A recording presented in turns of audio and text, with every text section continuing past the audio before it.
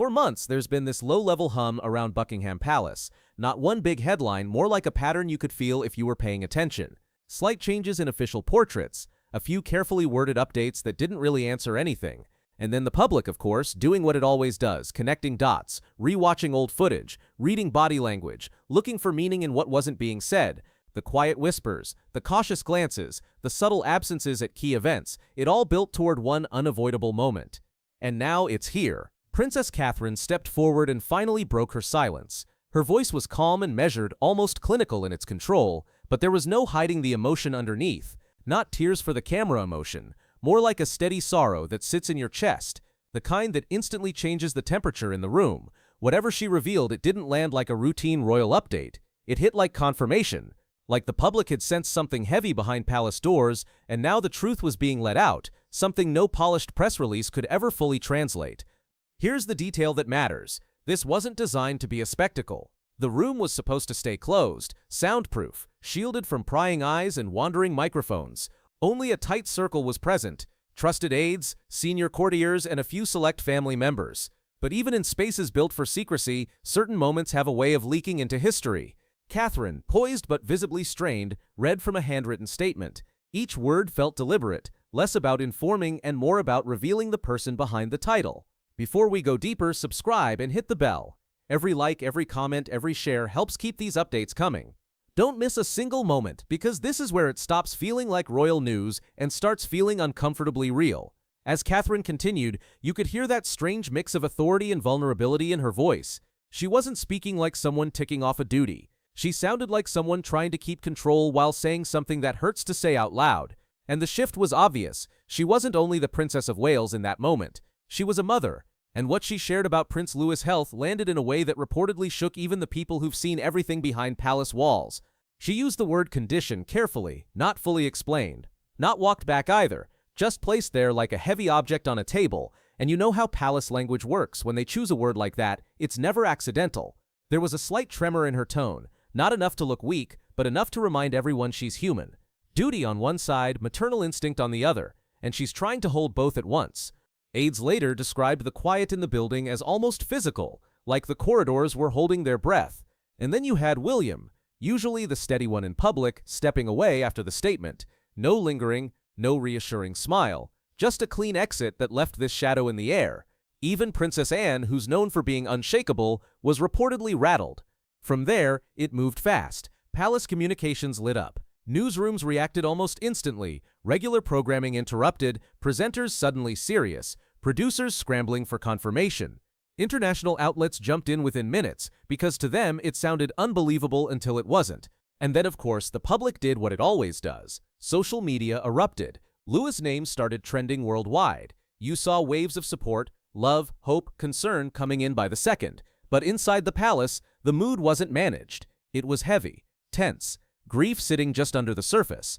To get why Catherine's statement hit the monarchy like a shockwave, you have to rewind a bit. Because the truth is, the signs didn't start that day. They'd been sitting in plain sight for months, just subtle enough that you could argue them away until you couldn't. People noticed it first in the easiest place to notice anything royal, the schedule. Key events where you'd expect Louis to pop up, even briefly, and then nothing. And yes, kids miss things. That's normal. But what made it different was the consistency. It wasn't one absence, it was a string of them. And with royals, patterns are everything. Then came the visuals, cropped photos, carefully framed appearances where the camera somehow never caught what people were asking about. Moments that felt edited, not in a dramatic way, but in that polished, this is what we want you to see way the palace is famous for.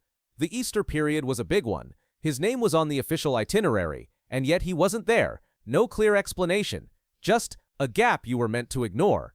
At first, it was brushed off as nothing, a casual oversight, a child being a child, but royal watchers started comparing notes.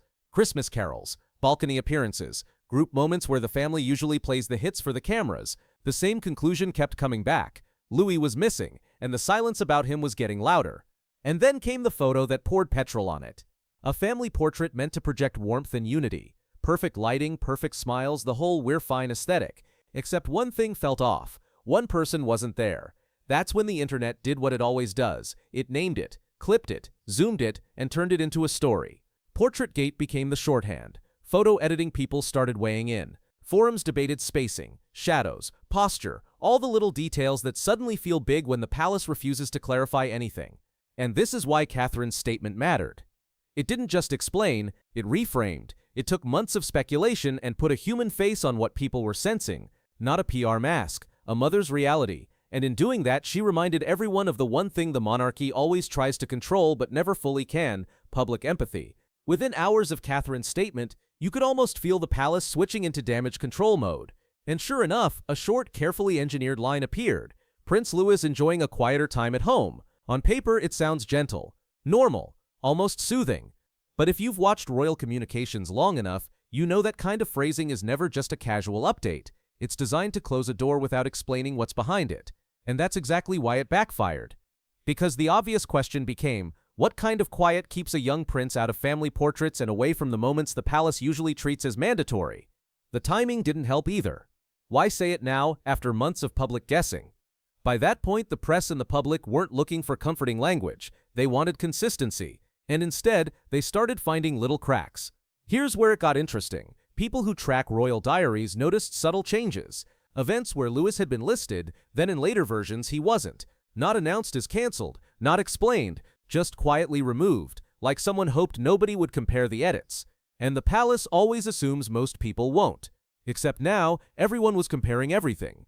Behind the scenes, aides reportedly became tense. There were murmurs that Catherine had pulled back more than usual, and that she'd been making private medical visits with intense secrecy. No big photo ops, no convenient "we're doing fine" walkabouts, just quiet movements that lined up almost too neatly with Louis's disappearances. That alignment gave the speculation something it hadn't had before: shape. And this is the part that shifted the media tone. What started as tabloid-style chatter began getting picked up, cautiously, by more reputable journalists. People who normally won't touch a story like this unless they've heard enough from the right places. Briefings got tighter. Royal communications clamped down fast. Overnight, it felt like the walls got higher. But the thing about the modern royal ecosystem is you can't fully lock it down. Not anymore. The real tipping point was the photo. Catherine leaving a high-security pediatric center through a back entrance, alone, head slightly bowed, unmarked security vehicles around her. No statement, no "just a visit," just an image that said more than the palace ever would. No palace statement could compete with that image. Catherine slipping out of a high-security pediatric center, using the back entrance, with unmarked security around her. People didn't need captions. They read it instantly. Whatever was going on, it was serious enough that the usual royal choreography had been tossed aside. And then came the kind of mistake that doesn't feel dramatic in the moment until it detonates. A document that was never meant to be seen ended up in the wrong place. Misfiled, mishandled, circulated, however it happened. The effect was the same. It was tied directly to Prince Louis. One name, one sensitive note, enough detail to make it clear this wasn't just a quieter time at home, and the second it surfaced, palace staff went into overdrive. Phones reportedly rang through the night. Legal teams moved quickly, drafting responses and trying to box the story in. But the problem with paperwork is that it doesn't do PR. It doesn't soften itself. It just sits there, cold and specific. And that's exactly what made it hit so hard. The document outlined ongoing pediatric monitoring, technical language, internal protocols, clinical phrasing that ironically made it feel even heavier. Terms like longitudinal observation and neurodevelopmental tracking don't scream scandal, they scream process. They suggest something being watched over time, measured carefully, handled with structure, and the public doesn't need to understand every term to understand the implication. This wasn't sudden. This had been going on. What's notable is that it didn't spread because it was juicy. It spread because it was factual looking. That's the modern paradox. The less sensational something appears, the more believable it feels. And inside the palace, that kind of leak isn't just embarrassing. It's existential. The monarchy's whole brand is discretion. And here, it wasn't pierced by a messy affair or a loud controversy. It was pierced by admin error. Security tightened immediately, digitally and physically. Staff were reportedly reprimanded. Communication channels narrowed. You could sense the institution trying to seal itself shut again. And then King Charles convened an emergency meeting with senior royals. Every seat filled, except Catherine's. That absence did more than any press line ever could. People read it as a message. Was she refusing to play along? Was she choosing privacy over protocol? Or was it simply a mother drawing a hard line? Inside that room, accounts say voices rose, and Princess Anne, usually the unshakable one, was reportedly seen leaving in tears. The argument wasn't about headlines. It wasn't even really about the leak anymore, it was about what the leak exposed: Prince Louis, his well-being, and who gets to control the story when the story is a child. From what's been described, it got heated fast. Not the usual clipped royal disagreement where everyone keeps their voice polite and their emotions hidden behind titles. This was urgency. This was fear.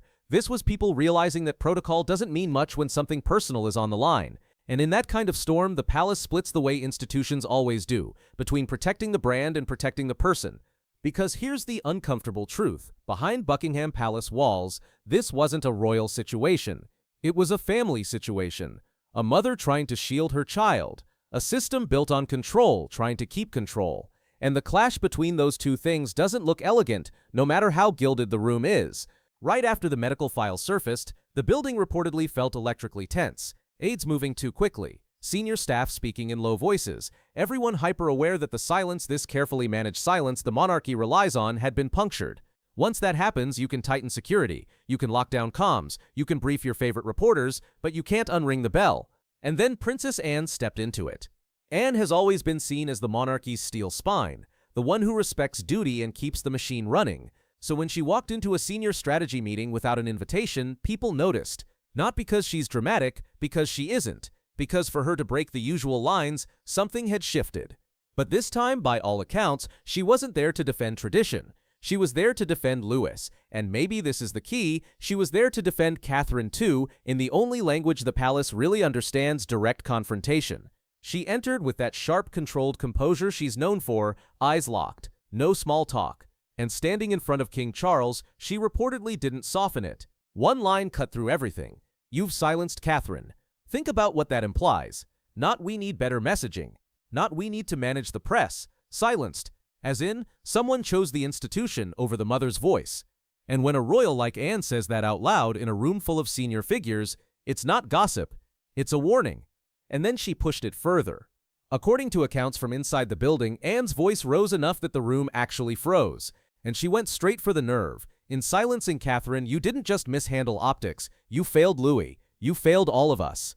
That's not a line people are used to hearing in those meetings. Palace rooms run on restraint, on polite phrasing, on the idea that everyone understands their lane. So when Anne of all people let her composure crack, it stunned the staff, because this is the woman known for discipline, for never giving the tabloids a feeling to feed on.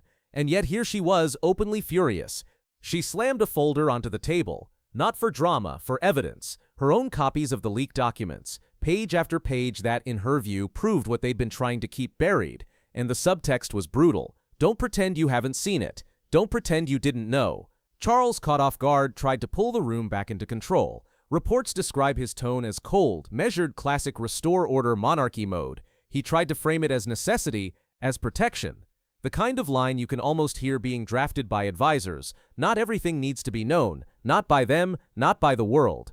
But that only poured fuel on it. Because Anne wasn't arguing about what the public deserves. She was arguing about trust inside the family. Her voice reportedly trembled, not weakness, more like pressure finally escaping. Frustration, pain, fierce loyalty. And she landed the question that no institution built on secrecy ever once spoken aloud. When your own people don't trust you, what then? What's left of a throne that survives on silence? At that point, nobody knew what to do. Advisors exchanged glances, unsure whether to intervene or vanish into the wallpaper. Because protocol had already shattered. This wasn't politics. It wasn't strategy. It was a sister staring down her brother and demanding something the palace rarely offers. Accountability that feels human, not procedural. Anne left the room shortly after. Tears visible. Not theatrical. Just real. And her expression as she walked out reportedly shifted into something quieter. Resolve. She didn't need to say anything else. The message was obvious. She'd chosen truth over tradition. After Anne left that meeting, some people claim she went straight to Catherine's rooms. And honestly, that tracks. If anyone was going to check in privately, away from the machine, it would be Anne. Not with a big hug for the cameras moment. More like a quiet, practical kind of support. Closed door, no witnesses, no spin. Because by then, Catherine wasn't just reacting. She was preparing her next move. Something final. Something that, once set in motion, couldn't be pulled back into the palace's usual blur of no comment and carefully phrased updates. This is where the story takes a more intimate turn. A handwritten letter was reportedly found in a private drawer, tucked beneath layers of family photographs, not placed like a dramatic reveal, hidden, Like something written in a moment when the only safe place for the truth was a locked drawer. The most striking detail? It wasn't even meant for William. It wasn't meant for anyone. And the opening line set the tone immediately. If you found this, then I never had the strength to say it aloud. That's not palace language, that's human language. That's someone admitting the gap between what she can show the world and what she's actually carrying. What followed, according to descriptions of the letter, was a flood of emotion, grief and love, but also frustration and this hard, controlled determination. Catherine wrote about the nights by Lewis's bedside, the endless waiting, the quiet panic that sets in when you're trying to act normal while your entire life is shrinking down to one hospital chair and one set of test results.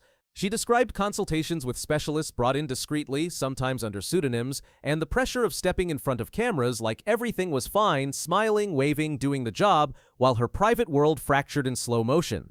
And then she wrote about William. Not the public William, not the future king in a suit, the private one, the father. According to the letter, he was crumbling in silence, trying to keep the royal duties moving while carrying fears he couldn't speak out loud.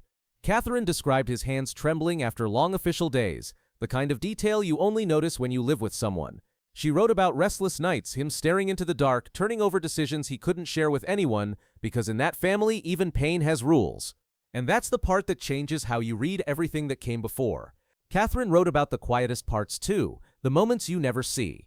Louise's room after bedtime, when everything finally goes still and you're just sitting there trying to stay connected without turning it into another heavy conversation. Just presence, just being there. And she made it clear that even William, who always looks so solid in public, had been pulled into the monarchy's machinery.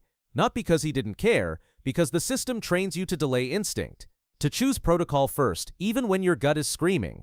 That's why the letter didn't read like a plea for attention. It wasn't look at me. It was legacy. Love. A mother writing down the truth in a form the palace couldn't interrupt, edit, or spin. One line especially summed up the pressure she was living under. He is slipping away and they want me to smile.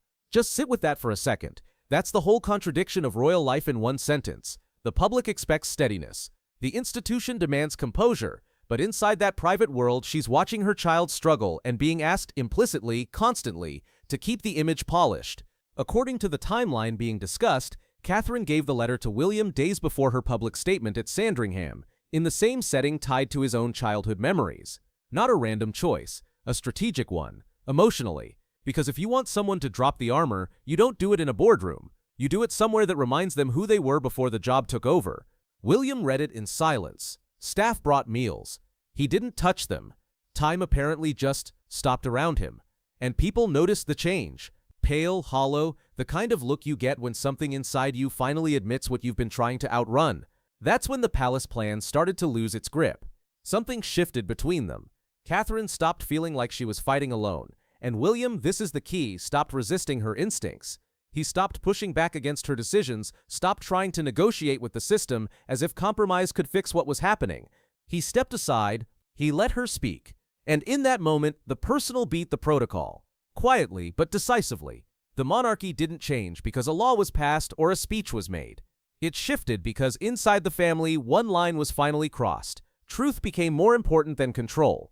And the corridors were already buzzing with unease, but nobody was ready for the storm that was about to break, because Catherine's letter wasn't just a revelation, it was a trigger. The letter wasn't just emotional, it was a demand. Truth, recognition, space for her son to be seen as a child, not a headline. And even after that, the palace machine was still trying to do what it always does, contain, minimize, smooth the edges, keep control, until someone stepped in who wasn't supposed to be part of the equation. Prince Harry. And yes, I know, he's complicated in this story. He's the controversial one, the one who's been framed as outsider, disruptor, problem. But in moments like this, being outside the walls can give you a kind of clarity the people inside don't have, because you're not protecting the institution anymore, you're just looking at what it's doing. From what's being described, Harry was watching all of this from thousands of miles away, watching the headlines swirl around Lewis, seeing the same patterns he spent years warning about. The speculation, the body language analysis, the way the press turns concern into a feeding frenzy. And maybe the most familiar part of all, the way silence gets sold as dignity when really it's often just control. And he decided silence wasn't protecting anyone this time. Not Lewis, not Catherine, not even William, honestly. So he didn't wait for official channels, he didn't go through courtiers or private secretaries, he didn't play the permissions game, he picked up the phone and called Catherine directly. Now picture that moment from her side, because that's not a casual call. That's the person the palace treats like a cautionary tale, ringing you in the middle of a crisis.